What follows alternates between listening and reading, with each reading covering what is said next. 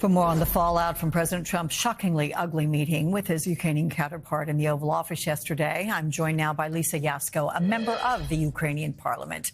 Lisa, welcome. How are Ukrainians reacting today to the blow-up we saw in the White House yesterday? It has been absolutely a sleepless night. Ukrainians watched all the news, hardly could fall asleep. Then air siren went on.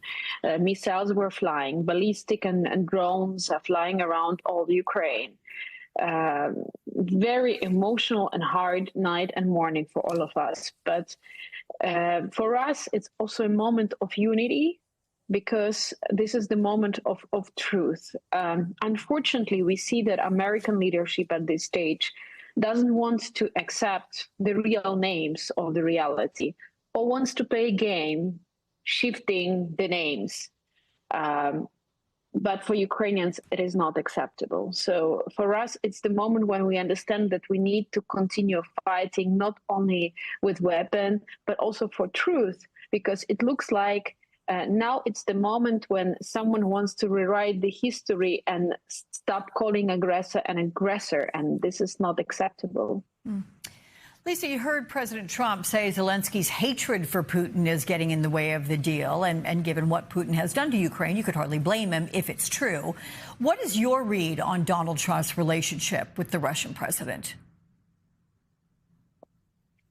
Well, I think Trump, once he was elected and even before, one of his main goals is actually is now to show that he can make a deal with Putin and to show that he is much stronger than Putin. And yesterday, President actually shows maybe for some part of his surrounding that they are doing very well for Americans first motto.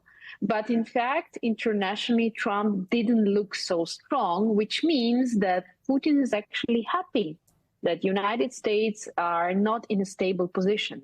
So for us, we understand long term that if Trump wants to make some friends with Putin at this stage, no matter what the interest is, long term, he's not going to win.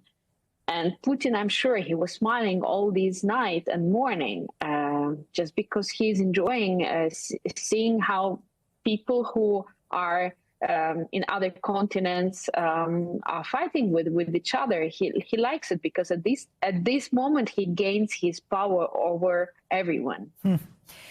Trump said that Zelensky doesn't even want a ceasefire. But is it as simple as that? Because we heard Zelensky say a ceasefire without security assurances would not work, considering how many times Putin has violated ceasefire agreements in the past.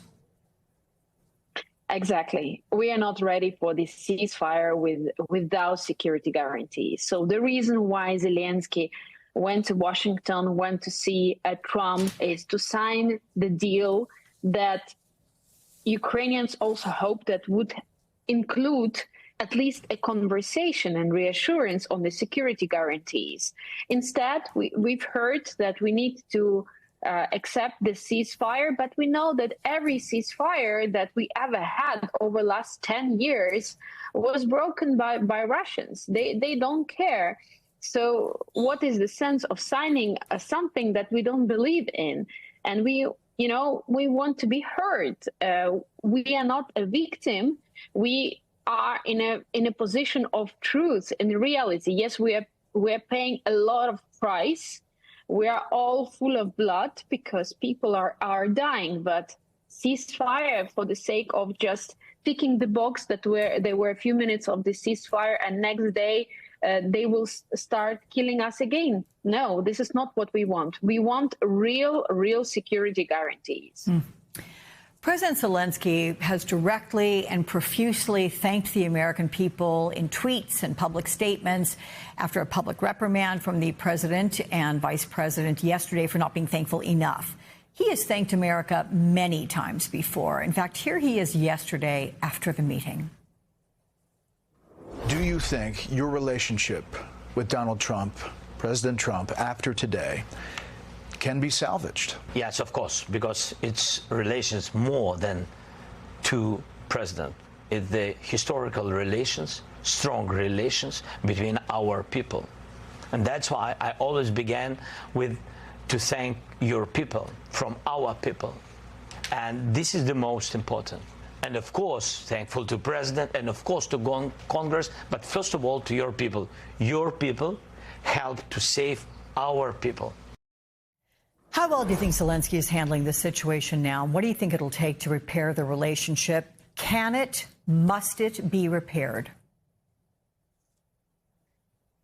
You know, when I watch these words, and also I know how many messages I received myself today and this night from American people, this is very touching. I actually have tears in my eyes because I think our human hearts know the real truth, but for some political gambling with this idea of confusing who aggressor is, we Ukrainians and Americans are put in a situation to start having a polarization between each other. And this is actually Putin's goal. And this is against our interests. Historically, we were very close and always strategic partners.